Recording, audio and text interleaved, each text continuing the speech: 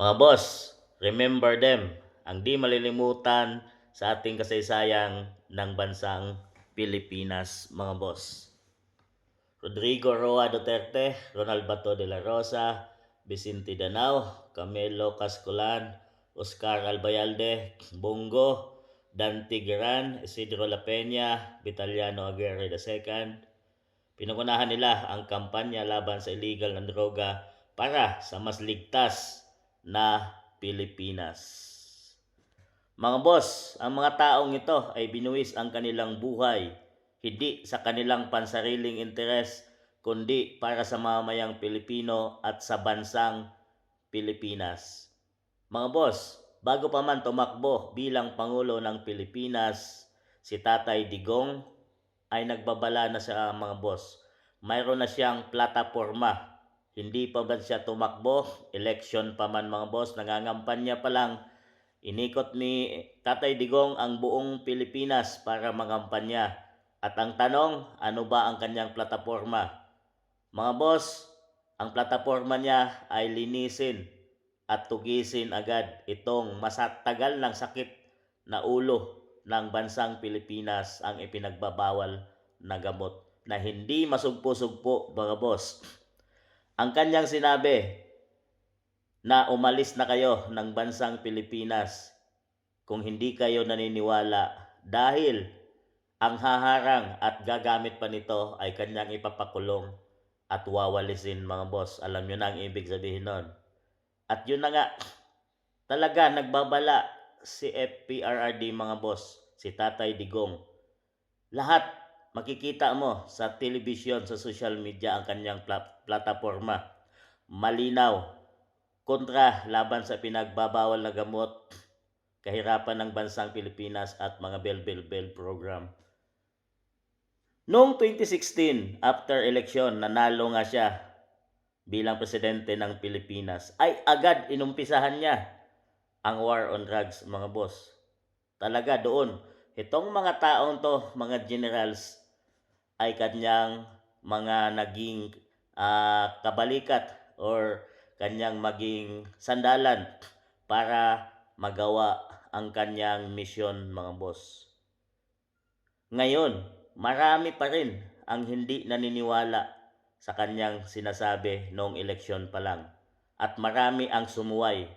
Yun nga ang naging biktima, mga boss, ng ang laban nilang war on drugs. So marami ang naging biktima.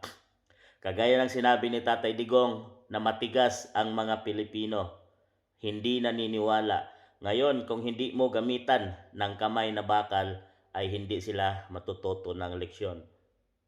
Mga boss, kasalanan ba ng isang pangulo na mag-warning ka at hindi maniniwala sa iyo ang tao ay ibigawin mo pa ring baby? Mga boss, para maging malinis ang bansang Pilipinas, kailangan mo gamitan ng kamay na bakal. At yun ay naramdaman natin, mga boss. Naging matagumpay nga si Tatay Digong. Ay marami ang natakot, marami ang sumuko doon, mga boss. At mayroon namang hindi natakot at talagang sinubukan ang tapang ni FPRRD. Bilang pinuno ng bansa, kailangan niyang gawin yon.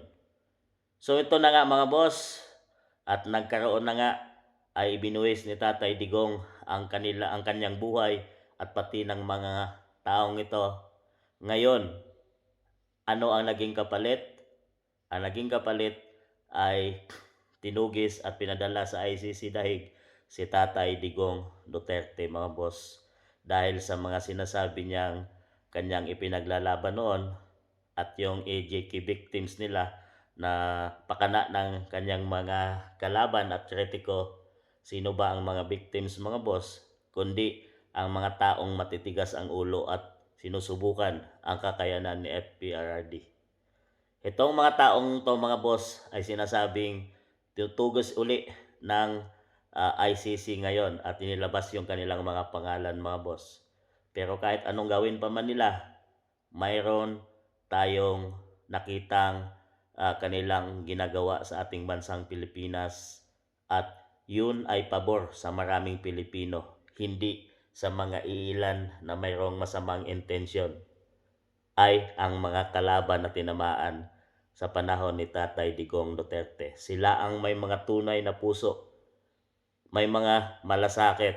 Sila ay ang mga taong lumaban noon, mga boss. Sila ay we can remember them. Kahit anong gawin pa man ng administrasyon ngayon, ipadala man sila sa ICC dahil ay di natin sila malilimutan, mga boss.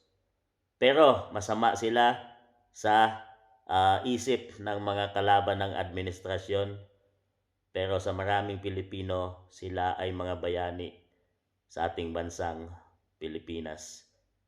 Kayo na humusga, mga boss.